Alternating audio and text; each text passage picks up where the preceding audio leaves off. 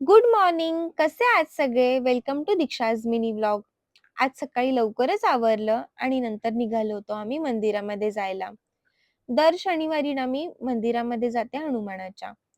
मंदिरामध्ये पोहोचलो आणि मस्त दर्शन घेतलं.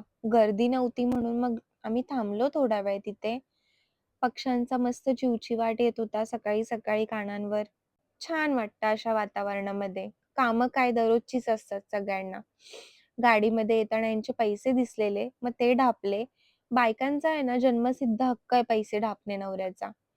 ठीक आहे ना, आपण पैसेच ढापतोय. ते पण त्यांना कधी गरज पडली तर आपणच देतो ना काढून. मग त्यात काही चुकीचं आहे असं मला तरी नाही वाटत.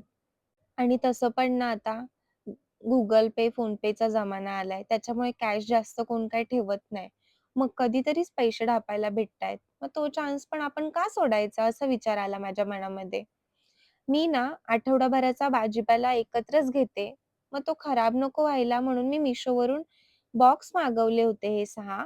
खूप छान क्वालिटीचे बॉक्स आलेत. याच्यामध्ये ना खूप दिवस भाजी टिकते. कोथिंबीर वगैरे पण मस्त राहते फ्रेश एकदम.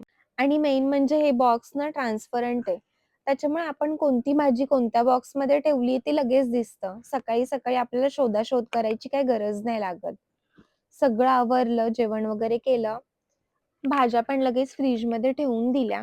नंतर किचन साफ करायला घेतला. किचन साफ करताना ना खूप आनंद होत होता. कारण आता वेळ आली होती ढाबा बंद झालाय हे सांगण्याची आणि हा ढाबा आता डायरेक्ट उद्या सकाळीच ओपन होईल. चला तर भेटूयात आपण पुढच्या व्लॉगमध्ये. Bye bye. Take care. Good